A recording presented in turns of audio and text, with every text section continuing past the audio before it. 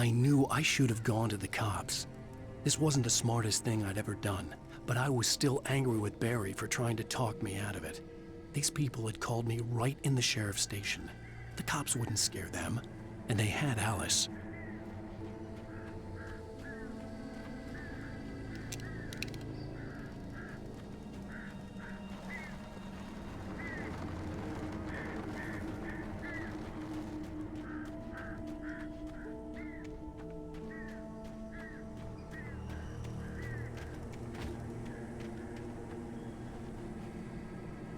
Barry had the keys to the car he rented. It wasn't a long walk to the visitor center, and it wouldn't be any use to me in the forest.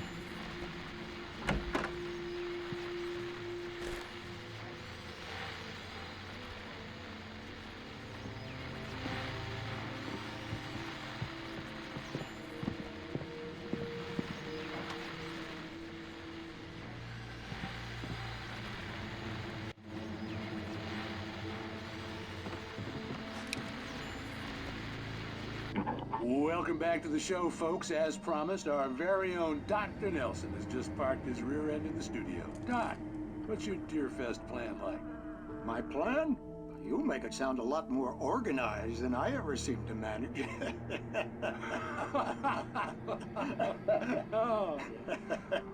No plan, really, just taking the atmosphere. I'm getting a little too rickety to do much more than that, you know. Oh, tell me about it. No sack race for us older gentlemen, huh? Yes, exactly, Pat. But I'm gonna check out the parade, of course. And I'll be one of the pie contest judges, too. Well, that takes a different kind of constitution. Oh, yeah, it's my kind of exercise. Now, Doc, seriously, you're in pretty good shape, though. You're the outdoors type. I know for a fact you're an avid fisherman. That's right. Matter of fact, just caught a heck of a largemouth bass early this morning. But you're not taking part in the fishing contest? No, not this year. See, Pat, I'm just not that competitive anymore. Now I just like to take my time and enjoy the peace of it. It's no fun if I need to worry about what I'm catching, you know? Well, considering your track record, the participants are probably pretty happy you feel that way. Well, Pat, that's kind of you to say.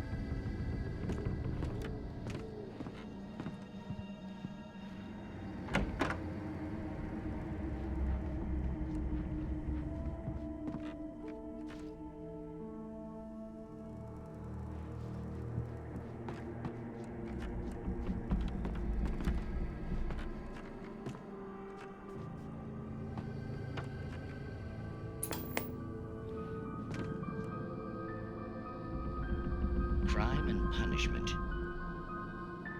The cancer and cure of civilization. But some crimes are impossible to punish, especially in Night Springs. Tonight's episode, The Man in the Mirror.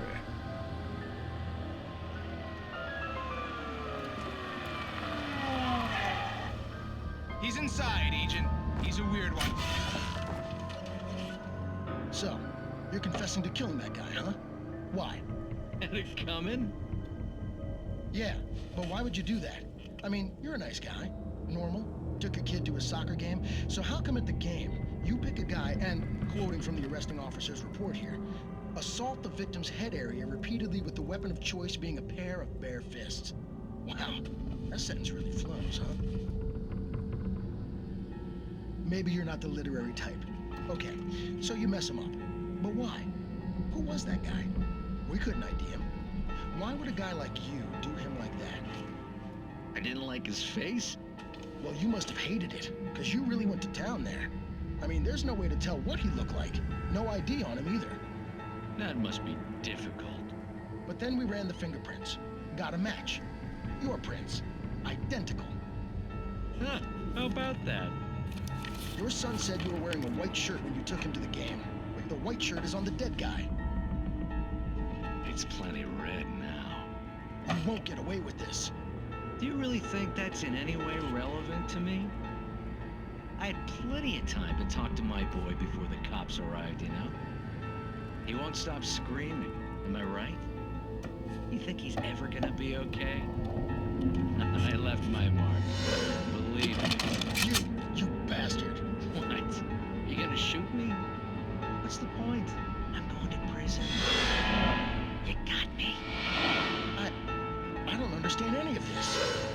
And you never will. Don't worry. Maybe you'll see me again, Agent.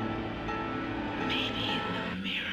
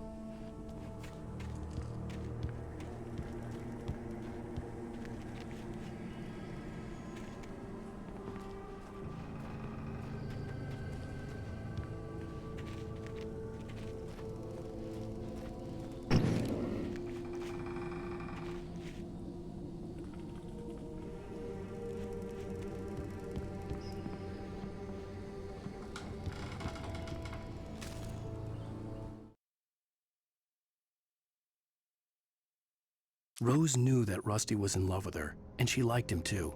She liked him a lot. He taught her to dance, and life had certainly taught her the value of a man who was gentle. He treated her well, made her smile, made her feel good.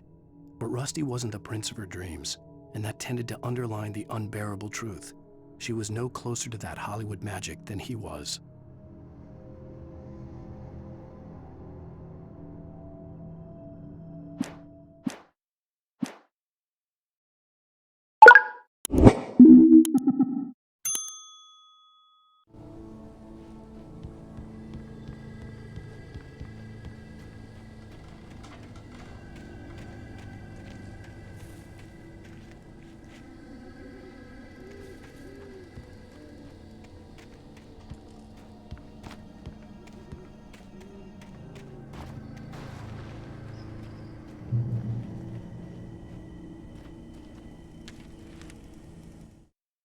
The air in the visitor center was heavy with an awful smell, as if some rotten drowned thing had crawled up from its grave. Rusty kept coughing blood. My eyes were drawn to the twisted shape of his broken leg. The attack had been vicious. Max whined in his cage. Rusty's eyes were wild with fear and terror. He gasped. "Mr. Wake, it happened just the way it was on that page."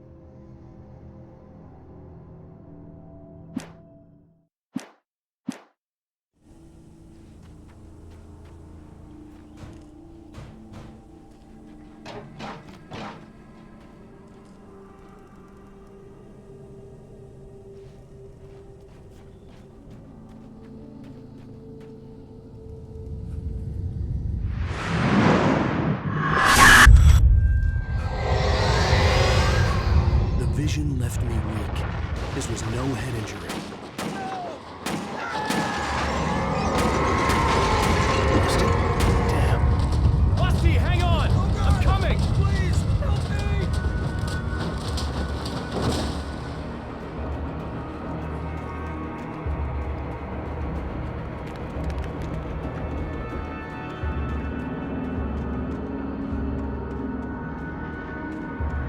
Anybody? Help me! Help me! Can you hear me? Anyone? Please Hello? help! Back here. I'm back here. Hey, please help me.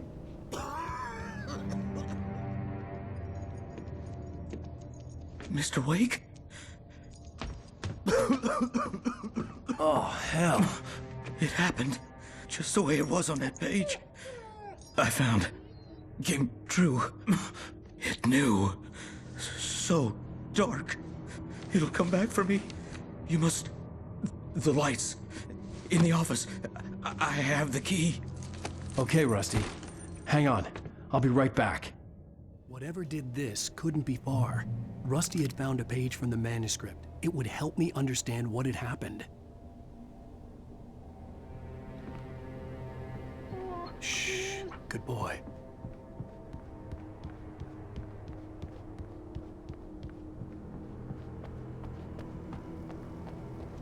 The only way to make sure that Rusty was safe was to get the power running and the lights back on.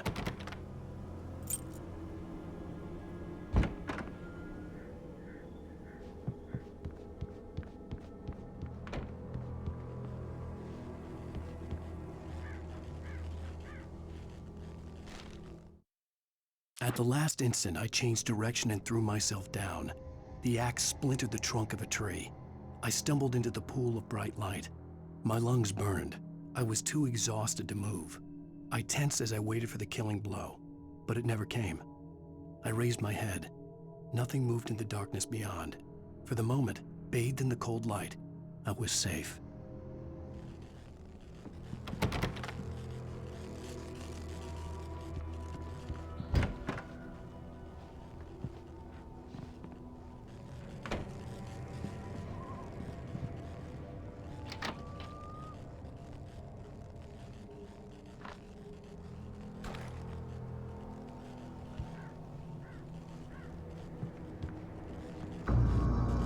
I was too late. Someone had destroyed the circuit breaker. There was no way to get the lights back on.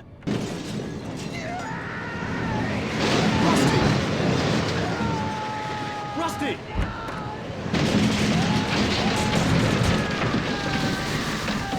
The ground was covered with oily patches that looked like liquid darkness.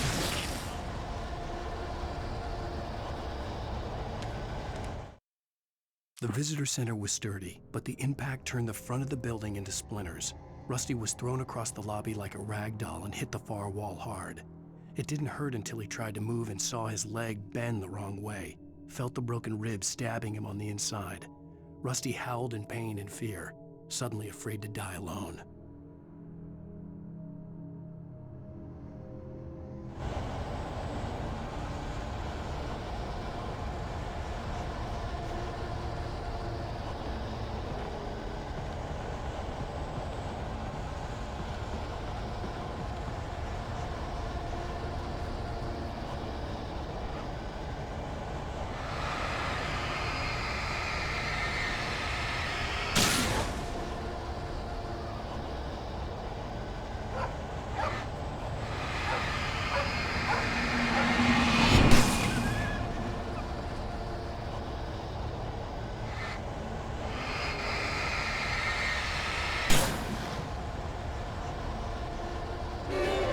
just need hunting licenses.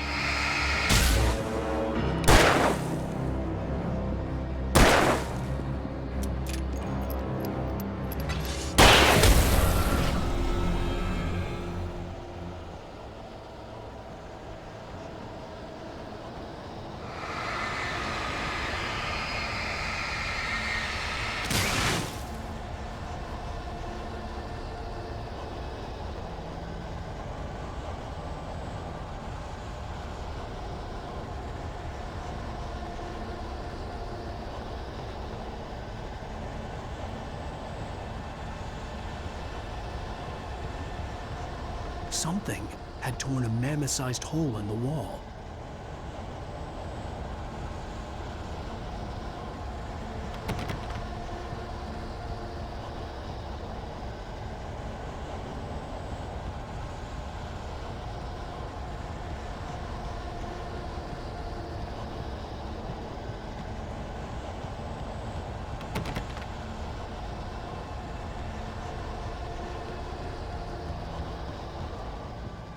Please don't feed the animals.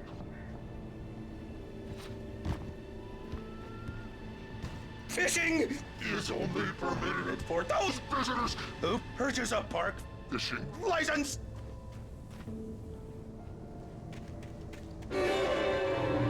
Obey The park ranger's instructions. at all times. Rusty? Rusty, no! Never Approach closer than 100 yards. to bears and wolves.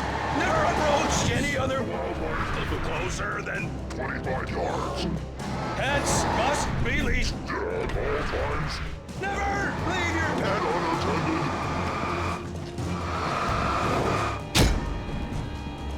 It is Against the law. to remove any Natural objects or historical items from the park. grounds. This includes even you may or even simple berries.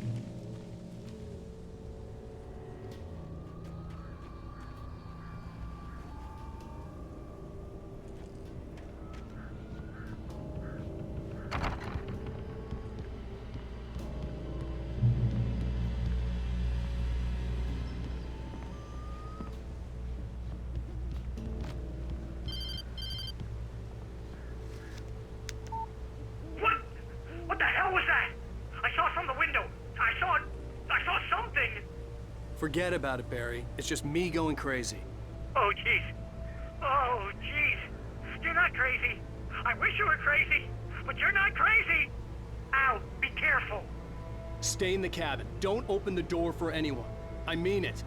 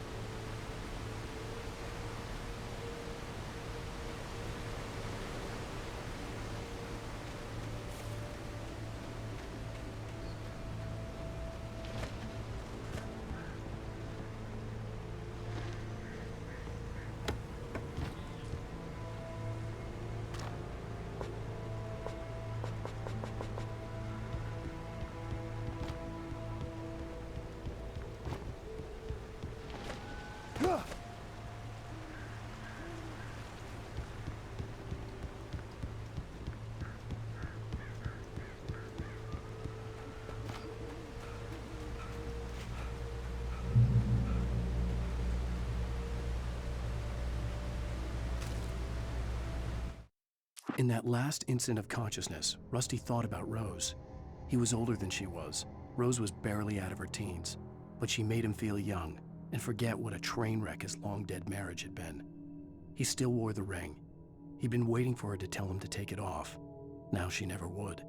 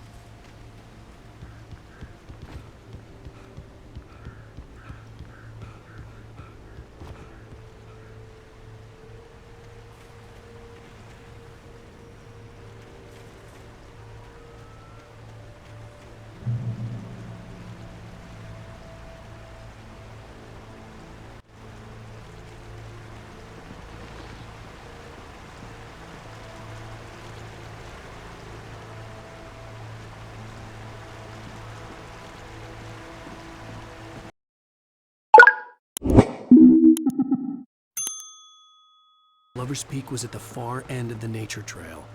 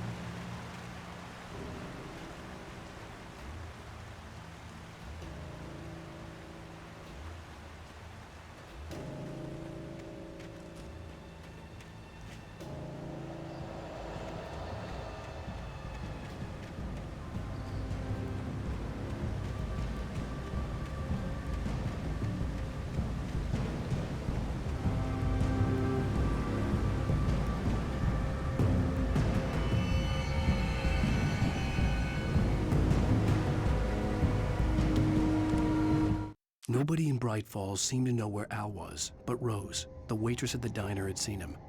From what Barry could tell, Al pretty much fell off the face of the earth when he left the diner. Rose was just the kind of fan that Al hated, but she really tried to help. She was smart too, knew a lot about what was going on in the town, knew a lot about Al, even knew who Barry was. Barry liked her. That was no big surprise. When it came to women, Barry and Al rarely saw eye to eye.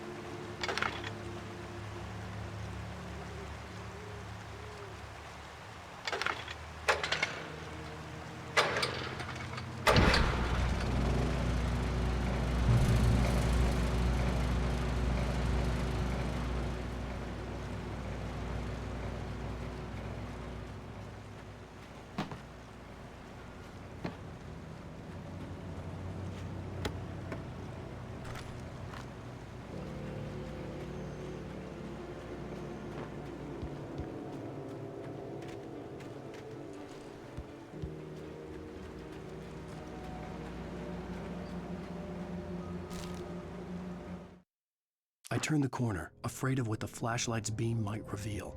Suddenly, a roughly painted symbol of a torch glowed in the light. Behind it, hidden by a rock, sat a battered metal trunk. It was here for a reason, packed with supplies, batteries, flares, ammo, things you need to make it through the darkness of the night. Something left behind by someone who knew what I knew, and more.